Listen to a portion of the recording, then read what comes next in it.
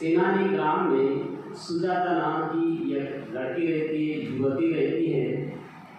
उसने मनौती मनाई थी। मनौती है नवस, मनौता का तुम्हें नवस। तो उसने मनौती मनाई, उसकी इच्छा पूर्ति हुई। क्या मनौती मनाई थी? ऐसे उस समय मान्यता थी कि वृक्ष पर कोई देवता होते हैं, और देवता से उसने ये मनौती मनाई थी कि यदि मेरा विवाह होता है और पहला पुत्र रत्न प्राप्त होता है तो प्रति वर्ष 1,00,000 रुपये से तुम्हारी भेंट करूंगी, पूजा करूंगी। ऐसे उसने मनौती मनाई थी। उसकी दोनों इच्छा पूर्ति हो गई, विवाह भी हुआ, पहला पुत्र रत्न प्राप्त हुआ, और वो दिन था मनौती मनाने का। तो दासी को बोलते जा तो उस वृक्ष की साफ सफाई करके आ। दासी आती है, देखते भगवान यहाँ बैठे हैं, तो दासी क्या बोलती है, आज तो वृक्ष देवता वृक्ष से उतरकर भूमि पर आ गए हैं उसकी भेंट स्वीकार करने के लिए। तुरंत साफ सफाई करती है, बड़ी प्रसन्न होती है और सुजाता को सूचना देती है, आज तो वृक्ष देवता वृक्ष से उतरकर भूमि पर आ गए हैं तुम्हारी भेंट स्वीकार करने के लिए। सुजाता बड़ी प्रसन्न होती है। सुजाता क्या करती है, 8 गायें ऐसे लाइन से लगाती है और उसके नीचे पात्र रखते हैं, तो दूध की धाराएं अपने आप गिरी, दोना नहीं पड़ा। ये आश्चर्य देखती है। फिर वो क्या करती हैं, पूरा 8 गाय का दूध एकत्र करती हैं, बढ़िया चूल्हा रखते हैं, उसमें कढ़ाई रखते, 8 गाय का दूध को उड़ेल देते हैं और खीर बनना प्रारंभ हुई। जैसे खीर बनना प्रारंभ हुई, 4 देवपुत्र आते हैं और उसकी रक्षा करने लगे। एक बूंद भी छलकने नहीं देते। उसने एक चित्र तान दिया, फिर धूल मिट्टी न गिरे, एक चूल्हा जला रहा था। इस तरह खीर को बनाया गया, उस खीर को औटाया गया। औटाने के पश्चात उसमें केवल मिठास के लिए शहद डाला गया। शहद डालने के पश्चात सुजाता क्या करते, एक सोने का पात्र लाती है और पूरी की पूरी खीर उड़ेल देती है। फिर दूसरा सोने का पात्र ढकती है। ढकने के पश्चात उसको एक कपड़े के पोटली में ऐसे बांध के, कपड़े में तावेल में, और अपने सिर पर रखती है और जहाँ भगवान के वहाँ आते हैं। आके बड़ी प्रसन्न होती है और वो सुजाता खीर को अर्पण करती है। तो उस समय क्या हुआ, भगवान के पास का जो पात्र था वो अंतर्धान हो चुका था, गायब हो चुका था। आप ये भिक्षु लोग सोना चांदी ग्रहण नहीं करते। तो भगवान ने सुजाता की तरफ देखा और कहा, सुजाते ये तो सोने का पात्र है। तो वो क्या बोलती है, बंदे मैंने ये पात्र से आपको खीर डाल दी, नमस्कार करते हुए क्या बोलते हैं, मेरे जैसे मनोरथ पूर्ण हुए वैसे तुम्हारे भी मनोरथ पूर्ण हो जाए, ऐसा नमस्कार करके वापस चले जाते हैं। भगवान क्या करते हैं, वो खीर का पात्र लेते हैं, नीरंजना नदी के पास आते हैं, पहले भगवान नहाते हैं, नहाने के पश्चात वो खीर को ग्रहण करते हैं। 49 और खीर होती है, 49 और कितनी होती है, 49 और खीर होती है। आप लोग भोजन करके देखना कितने घास में पेट भरता है, किसी को मालूम नहीं क्या? हम कुछ बेहोशी में भोजन करते हैं, मालूम ही नहीं रहता है हम कितना खाते हैं करके। 25 कोस से ऊपर नहीं खा सकते हम लोग। हमको ये नहीं मालूम चलता है कि हम 1 मिनट में कितनी सांसें लेते हैं। किसी ने गिनती किया क्या? करके देखना, घड़ी लगा देना मोबाइल पे, और हम 20 से 25 सांस ले सकते हैं, इससे अधिक नहीं ले सकते। और ये सांसें कम होना चाहिए, 15 होना चाहिए, 10 आना चाहिए, तब चित्त शांत रहता है। जितना अधिक सांस लोगे उतना चित्त अशांत रहता है। तो भगवान ने 49 और वो खीर ग्रहण की और बोलते हैं, यदि आज मैं सम्यक संबुद्ध बनूंगा तो ये पात्र धारा की विरुद्ध दिशा में जाना चाहिए और पात्र को फेंक दिए। वो 1 योजन उल्टा पात्र जाता है और सब गोल गोल घूमते हुए नीचे पेंदे में एक काल नागराज रहता है, उसके भवन को टकराता हुआ खन खन करता हुआ नीचे पेंदे में बैठ जाता है। काल नागराज बोलता है, कौन बुद्ध बनने जा रहा है? क्योंकि जितने बुद्ध बनते वो इसी विधि से बनते हैं। फिर भगवान ने दिन भर विहार किया और शाम को 5 बजे लौटे। एक खसियारा रहता है घास काटने वाला, उसे 8 मुट्ठी घास ली और वो घास लेकर अभी जो वर्तमान बोधि वृक्ष है गया में उसके पास आए और वो घास को रखा। तब उसको बुद्धासन उत्पन्न होता है, खाली बुद्ध के लिए आसन रहता है, रियल में ऐसा कन्वर्ट हो जाता है। भगवान ने दिशाओं का चयन किया, किस दिशा में बैठना चाहिए। तो जैसे दक्षिण दिशा में बैठना चाहा तो ये पृथ्वी की दक्षिण दिशा नीचे चली गई, पूर्व दिशा ऊपर की तरफ होगी, तो भगवान ने कहा ये दिशा ठीक नहीं है। पश्चिम दिशा में बैठना चाहा तो ऐसे पूर्व दिशा ऊपर की उठी, पश्चिम दिशा नीचे चली गई। उत्तर दिशा में बैठना चाहा तो उत्तर दिशा नीचे चली गई, दक्षिण दिशा ऊपर की तरफ उठी। पृथ्वी की ऐसा बैलेंस इनबैलेंस हो गया। भगवान ने कहा ये दिशा भी ठीक है। पूर्व दिशा में बैठना चाहा तो ये पृथ्वी स्थिर रहेगी, तो बोले ये आसन ठीक है। तो पूर्व दिशा की तरफ मुंह करके भगवान ने ऐसा दृढ़ संकल्प किया, चाहे मेरी हड्डी मांस मज्जा त्वचा सूख जाए, मैं ये आसन नहीं बदलूंगा जब तक मैं बुद्ध नहीं बनता। और ध्यान में करके जैसे ध्यान करने लगे भगवान के पास उस समय हजारों देवता ब्रह्मा पूरे साथ में रहते हैं। लेकिन फिर वो मार आता है। मार कैसे आता है? वो चाहता है बुद्ध न बने। जैसे मार कैसे आता है?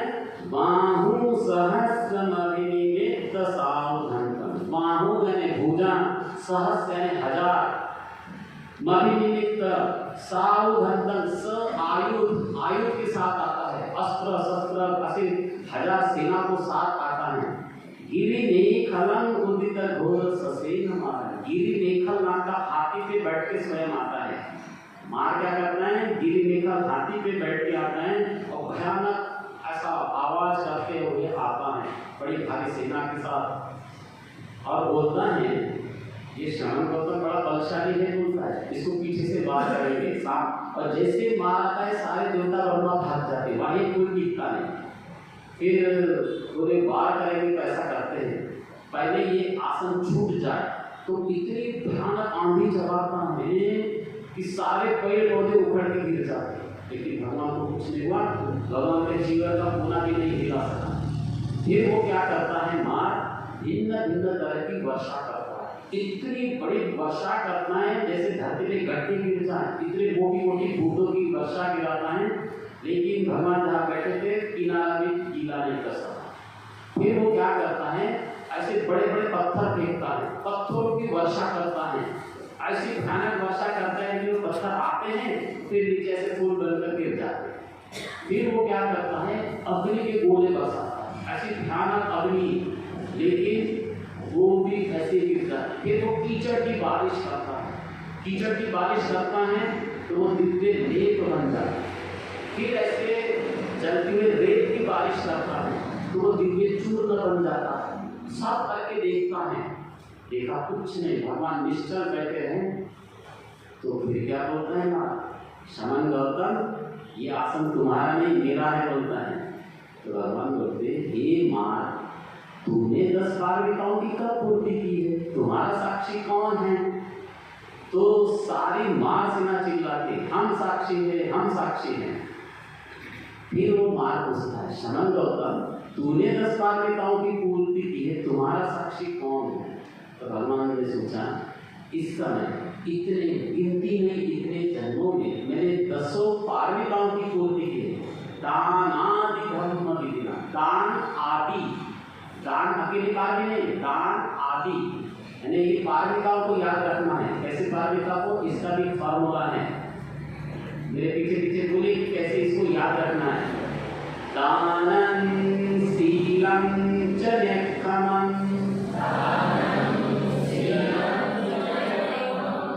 वीर्यं पय्या च पंचमं, खन्ति सच्च अधिष्ठानं, मेत्ता उपेक्षा च दशम। तो ये इस तरह ये 10 पारमिताओं की याद रखना है।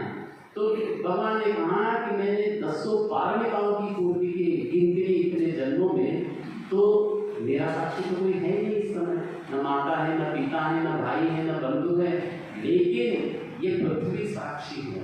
तो भगवान क्या करते, चीवर में से ऐसे हाथ निकालते और ये पृथ्वी को स्पर्श करते हैं, ये पृथ्वी साक्षी है। तो इसमें लिखा है मेदिनी धातु साक्षी गे, मेदिनी यानी पृथ्वी, हे पृथ्वी तू साक्षी है, मैंने इतने ही जन्मों में 10 पारमिताओं की पूर्ति की है। तो ये अचेतन पृथ्वी, इसने साधुकार दी, साधु साधु साधु हम साक्षी है, हम साक्षी है। और वो साधुकार इतने जोर से था 1 मिनट वहां आसना टिक नहीं सके, जहां है वो इधर उधर भाग गए। भगवान ने कैसे जीत लिया मार को, दान आदि पारमिता वाले धम्म के बल से जीत लिया। तो भगवान के प्रताप से कल्याण हो। मारा तिरेक